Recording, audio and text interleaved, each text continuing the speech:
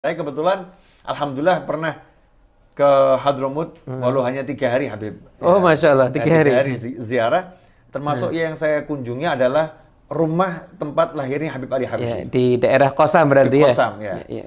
Di masa itu ya, Masya Allah waktu saya masih belia, ya sekarang saya kan sudah mas muda Sudah mas-mas sekarang. ya. Waktu itu masih Belia. belia. Itu saya melihat Kosam ini desa yang sangat terpencil ya. Iya.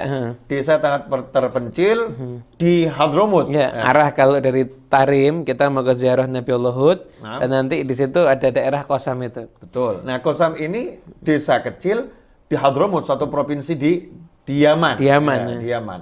Artinya, kalau waktu saya ziarah saja itu masih terasa sangat terpencil. Apalagi 183 tahun yang lalu. Karena pemirsa, Habib Ali Habsyi ini lahir tahun 1259 Hijriah. 183 tahun yang lalu. Lahirnya di desa namanya Kosam. Kosam. Ya, desa Kosam. Habib, waktu itu Habib Muhammad, ketika Habib Ali lahir kan Habib Muhammad tidak sempat nemenin ibunya Habib Ali ya, dan nemenin istrinya ya. Iya. Karena orang-orang Hadramut ini ulamanya selalu hidupnya dalam dakwah. Kalau saya nggak salah waktu itu Habib Muhammad, ayah Habib Ali, ketika istrinya mau melahirkan, pas melahirkan, kebetulan lagi ikut pengajian hadir di rumah gurunya Habib Abdullah bin Husain bin Thohir ya, lagi di sana belajar itu ya. Jadi kenapa kok Habib Muhammad itu, Habib Ali lahir di Kosam? Karena Habib Muhammad ini hidupnya untuk dakwah. Beliau itu masuk ke satu daerah, beliau itu sudah masuk satu daerah jadi fokus.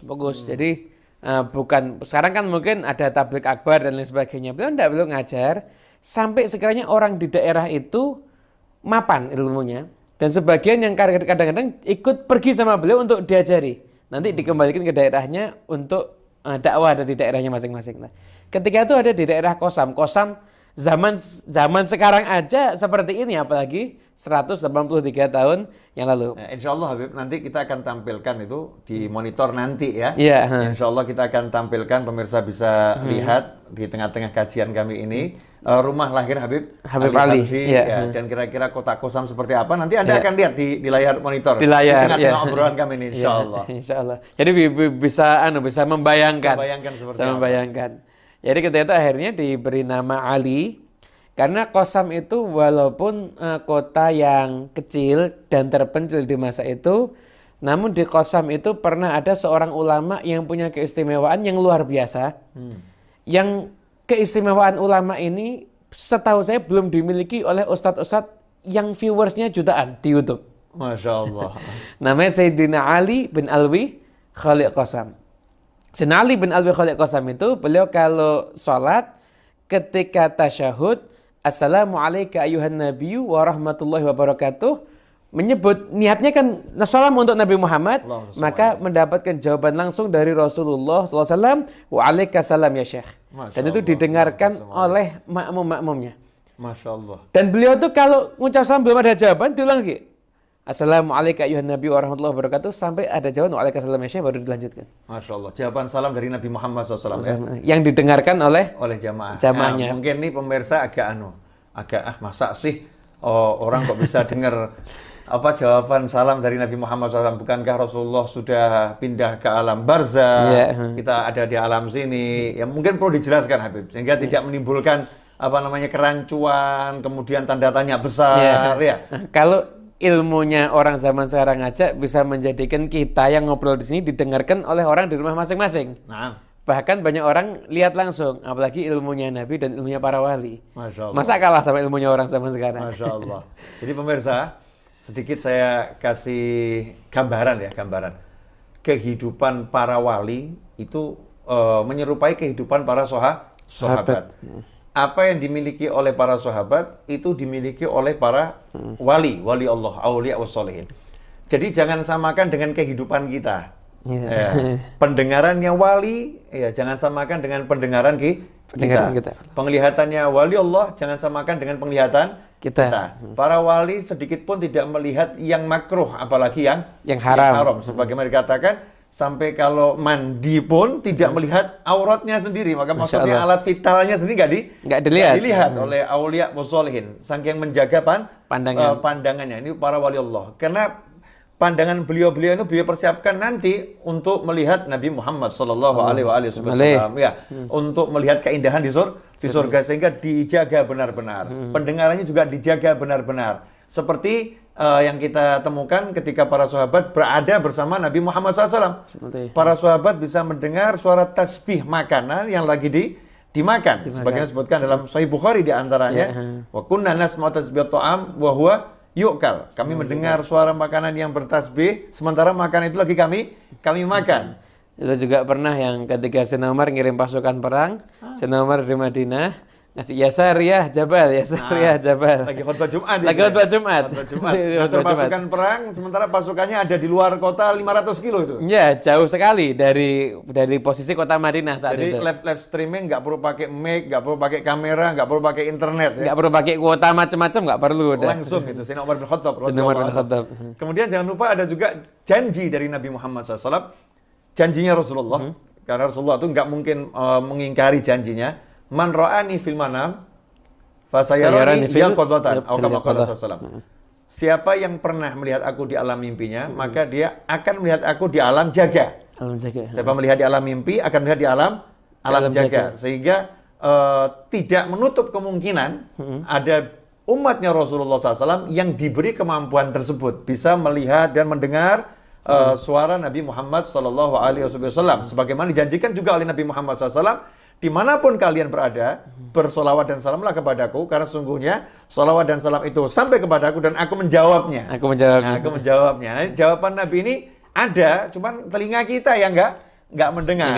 Sementara Habib Ali bin Alwi Khaliq Qasam, salah satu pendiri desa Qasam itu ya, yang pernah tinggal di Qasam di zaman sebelum Habib Ali Habsyi, orang-orang soleh terdahulu, punya keistimewaan kalau at-tahiyat dalam salam mendengar jawaban langsung dari Nabi Muhammad Sallallahu Alaihi Wasallam. Nah, itu yang menjadi salah satu alasan kenapa Habib Ali Habsyi dikasih nama Ali oleh gurunya ya. Jadi yang ngasih nama gurunya Habib Muhammad ya. Iya, Habib Abdullah bin Husain bin Thohir.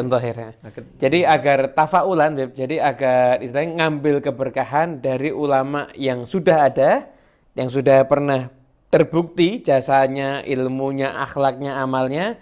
Sehingga diharapkan dengan nama yang sama, maka Habib Ali pun juga insya Allah mempunyai akhlak yang sama, amal yang sama, ilmu yang sama dengan pangkat yang sama, maqam yang sama dengan Sayyidina Habib Ali bin Alwi Khaliq Qasam. Nah, itu hal yang wajar dilakukan oleh masyarakat ya. Masyarakat di saat itu. Pengen anaknya punya suara yang bagus, dikasih nama seperti nama penyanyi-penyanyi ada juga yang seperti itu ada juga. Ya. Kalau pengen anaknya jadi jenderal, kadang dikasih nama Sudirman karena mengenang Jenderal Sudirman ya. Macam-macam ya manusia ini. Nah, saat itu Habib Muhammad, ayahnya Habib Ali, lagi belajar di tempat gurunya, kemudian dikasih tahu oleh seorang, istrimu baru melahirkan, terus ngomong sama gurunya, wahai guru, istri saya barusan melahirkan anak laki-laki, tolong diberi nama. Kalau saya nggak salah ingat begitu. Ya, udah dikasih nama Ali dengan tafaulan kepada Sayyidina Ali bin Alwi Khaliq Qasam. Jadi diberi nama itu di majlis ya? Di majlis. Gurunya langsung yang ngasih nama ya? Gurunya langsung yang memberikan. Gurunya Habib Muhammad ya? Ya, gurunya Habib Muhammad bin Husain, ayahnya Habib Ali, Habib Abdullah bin Husain bin Thohir, yang sering kita baca kalau di Nusantara ini kitab Sulamut Taufik gitu, Beb. Itu karya beliau. Cuma kadang dicetakan yang ada tuh cuma ditulis Syekh Abdullah Ba'alawi gitu aja. Ada namanya Habib Abdullah bin Husain bin Thohir. Masya Allah. Ini tentang nama Habib Ali sendiri ya. Jadi waktu sendiri. Proses lahir, ibunya Habib Ali, Habibah Alawiyah, saat itu sedang tidak bersama suaminya. Dan ini hebatnya wanita yang solihah. Ini pemirsa, Masya Allah, mudah-mudahan bisa dicontoh oleh ibu-ibu ya. Insya Allah. Lebih ibu untuk menjadi wanita yang tegar, wanita yang betul-betul tidak komplain, wanita yang nggak berkeluh kesah, tapi bertanggung jawab terhadap dirinya sendiri untuk menjadi seorang ibu gitu ya, tanpa harus mengeluhkan siapapun. Di zaman itu nggak pakai bidan, nggak pakai dokter, nggak pakai apa-apa, melahirkan seorang bayi sementara suaminya lagi berdakwah, itu nggak ada keluh kesah, senang-senang saja. Juga bukan berarti kemudian suami mau terus nggak dampingi istri, nggak begitu ya. Ini perlu diketahui suaminya lagi tugas. lagi Seperti tugas sekarang kalau berdakwah. TNI, Polri lagi tugas keluar daerah, kadang istrinya tidak sedang bersama ya. Nah, ini pengorbanan seorang wanita yang punya suami-suami bertugas di jalan Allah Ta'ala, bertugas untuk negara, maka dibutuhkan. Nah hasilnya apa? Hasilnya karena memang sabar dan syukur, dikasih Allah anak yang luar biasa. Luar biasa. Bahkan sebagian ulama yang setelah Habib Ali, setelah periode Habib Ali itu, kalau menuliskan biografi Habib Ali, mereka seringkali menyelipkan biografinya ibunya Habib Ali juga. Masya Allah. Nah, jadi dikisahkan bagaimana ibunya Habib Ali itu seorang wanita yang dari kecil belajar dengan Habib Ahmad bin Omar bin Semit, ditarbiyah dengan seorang ahli dakwah, kemudian dinikah oleh seorang pria yang pria itu pendakwah dan mau. Masya Allah. Dan mau, karena pria itu rekomendasi dari gurunya. Jadi pasrah, jadi nggak pakai ta'aruf atau apa dulu, nggak. Pokoknya yang dipilihkan sama guruku adalah itu pasti yang terbaik. Jadi seringkali diselipkan karena memang sosok Habib Ali ini tidak terlepas daripada kedua orang tua yang luar biasa, ayahnya yang luar biasa dan ibunya yang juga luar biasa. Ini berarti ibunya Habib Ali udah siap untuk ditinggal terus sama suaminya ya, karena sadar di masa itu seorang pendakwah memang kalau udah ke satu lokasi bisa jadi berbulan-bulan di sana ya. Karena memang kalau sekarang seperti apa tuh? Yang kalau orang lagi kumpul di hotel 3 hari itu namanya apa tuh? Saya nggak paham nama-nama itu. Seminar-seminar gitu mungkin ya. 3 hari atau ya? Workshop atau gitu ya. Workshop ya. Ini dulu para ulama kalau dakwah ya seperti itu. Desa ya, tinggal di sana sampai warga desa itu betul-betul bisa sholat, paham agama gitu. Agama, bisa baca Terus Al-Quran. Pindah ke desa yang lainnya. Ke lokasi yang lain. Dan istrinya siap punya suami yang seperti itu ya. Seperti itu. Ini istri emang sudah nggak dunia lagi nih, Beb. Kadang-kadang nggak ditinggali apa-apa.